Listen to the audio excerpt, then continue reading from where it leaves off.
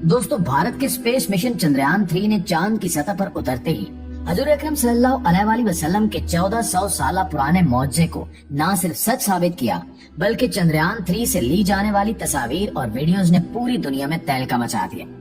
इन videos ने एक बार फिर से इस्लाम की हकानियत वाज़ेह कर दी है। चंद्रयान 3 ने चांद की सतह पर क्या देखा और 1400 साल पुराना मौजज़ा कैसे सच साबित हुआ, ये जानने के लिए इस कीमती और मालूमाती वीडियो को शुरू से लेकर आखिर तक जरूर देखिएगा।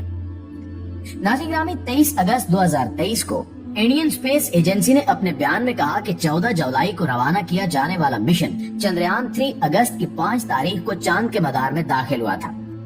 विक्रम नामी लैंडर 17 अगस्त को मॉड्यूल से कामयाबी से अलग होने के बाद 23 अगस्त को चांद की सतह पर उतर चुका है। इंडिया की जानिब से रवाना किया जाने वाला चंद्रयान 3 खलाई जहाज कामयाबी से चांद की सतह पर उतर चुका है। चंद्रयान 3 ने बुध की शाम तकरीबन 6:04 पर चांद के जनूबी हिस्से पर लैंडिंग की।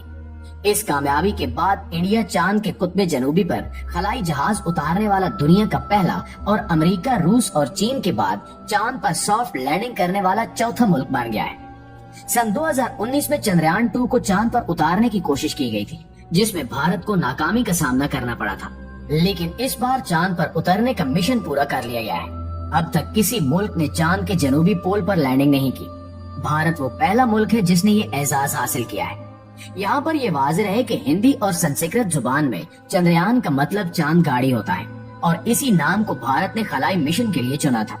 इस हवाले से भारतीय खलाई एजेंसी का कहना था कि चांद के जनूबी पोल की सतह पर उतरकर ये अंदाजा लगाने में मदद मिलेगी कि यहाँ पानी या बर्फ मौजूद है या नहीं। अगर पानी या बर्फ चांद की सतह पर मिलती है तो इससे ये भी मुमकिन है कि चांद पर रिहाइश इख्तियार की जा सके। नाज़रीन ग्रामी, अभी चंद्रयान 3 चांद पर पहुंचकर हालात का जायजा ले ही रहा था कि इसे एक दिलचस्प बात मालूम हुई। एक ऐसा इंकिशाफ जो अक्सर और बेशतर मुसलमान सदियों से सुनते आते हैं। न सिर्फ सुनते आ रहे हैं बल्कि मुसलमान इस इंकिशाफ पर पूरा ईमान भी रखते हैं। और वो इंकिशाफ ये था कि आज से 1400 साल पहले चांद को 2 टुकड़ों में तकसीम किया गया था। यानी हजूर अकरम सल्लल्लाहु अलैहि वसल्लम का चांद को 2 टुकड़ों में तकसीम करने का मौजज़ा चंद्रयान 3 की लैंडिंग से सच साबित हो गया है। वही मौजज़ा जो हमारे प्यारे नबी करीम सल्लल्लाहु अलैहि वसल्लम ने पेश किया था। मुतअद्दिद सहाबा कराम से मरवी है कि नबी करीम सल्लल्लाहु अलैहि वसल्लम की सदाकत के इजहार के लिए मक्की जिंदगी में चांद के 2 टुकड़े हुए। बताया जाता है कि चंद्रयान 3 नामी स्पेस मिशन जब चांद पर पहुंचा तो इसे चांद के दरमियान एक लकीर नजर आई, जो दूर से तो एक बारीक लकीर मालूम हो रही थी, लेकिन जब इसके करीब जाकर देखा गया तो वो इस कदर गहरे और स्याह शगाफ की सूरत में थी, गोया यूं लगता था कि जैसे चांद 2 टुकड़ों में आपस में जुड़ा हुआ है।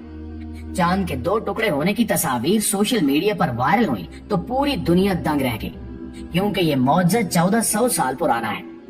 इससे कबल भी जो ममालिक चांद पर गए उन्होंने चांद की तस्वीर ली।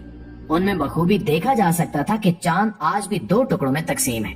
यूं चंद्रयान 3 ने एक बार फिर से हजूर अकरम सल्लल्लाहु अलैहि वसल्लम के मौजज़े को दुनिया के सामने पेश किया, जिससे बेशतर गैर मुस्लिम इस्लाम की हकानियत को तस्लीम करने लगे। शक्कुल कमर के इस तारीखी मौजज़े के बारे में रिवायात इतनी कसरत से मनकूल है कि इन्हें तवातुर का दर्जा दिया गया है। मुअज़्ज़िज़ दोस्तों, हज़रत अब्दुल्ला बिन अब्बास रज़ियल्लाहु ताला अन्हु से रिवायत है कि जनाब रसूलुल्लाह सल्लल्लाहु अलैहि वसल्लम के पास मुशरिकीन का एक गिरोह आया, जिसमें वलीद बिन मुगीरा, अबू जहल, आस बिन वाइल बिन हशाम, असवद बिन अब्दुल मतलिब और नजर बिन हारिस शामिल थे। इन्होंने हज़रत सल्लल्लाहु अलैहि वसल्लम से कहा कि अगर आप वाकई सच्चे नबी हैं तो अपनी सच्चाई के सबूत में चांद 2 टुकड़े करके दिखाएं। इस तरह के इसका एक टुकड़ा कबीस की पहाड़ी पर और दूसरा टुकड़ा कहकान पर हो। नबी करीम सल्लल्लाहु अलैहि वसल्लम ने पूछा कि अगर ऐसा हो गया तो क्या तुम लोग ईमान ले आओगे? कहने लगे कि हाँ। वो रात 14वीं की रात थी और चांद आसमान पर पूरी आबोताब के साथ जगमगा रहा था। नबी अकरम सल्लल्लाहु अलैहि वसल्लम ने अल्लाह ताला से दुआ की कि या अल्लाह इन मुशरिकों का सवाल पूरा फरमा दे। फिर आप सल्लल्लाहु अलैहि वसल्लम ने उंगली से इशारा किया तो चांद उसी तरह 2 टुकड़े हो गया जिस तरह काफिरों ने कहा था।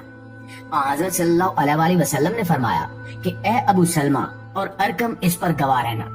मुल्ला मोहम्मद कासिम फरिश्ते तारीख हिंद में लिखते हैं कि 3वीं सदी हिजरी की इब्तिदा में कुछ अरब मुसलमान कश्ती पर सवार होकर श्रीलंका की जानिब जा रहे थे कि तूफानों की वजह से जजायर मौलावार की तरफ जा निकले और वहाँ गदन कलूर नामी शहर में कश्ती से उतरे। शहर के हाकिम का नाम सामरी था। اس نے مسلمانوں کے بارے میں یہودی اور عیسائی سراؤں سے بہت کچھ سن رکھا تھا اور اب مسلمانوں سے کہنے لگا کہ پیغمبر اسلام کے حالات اور ان کی کچھ علامات بیان کریں۔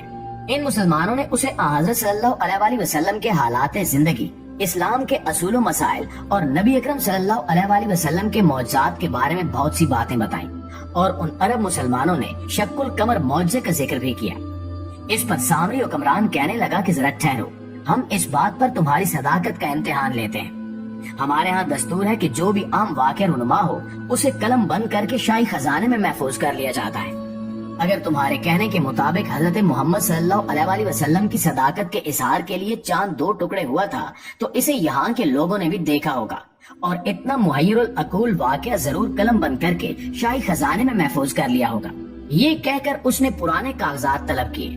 جب اس سال کا رجسٹر کھولا گیا، یعنی جس سال چاند 2 ٹکڑے ہوا تھا، تو رجسٹر میں یہ درج تھا کہ آج رات چاند 2 ٹکڑے ہو کر پھر جڑ گیا۔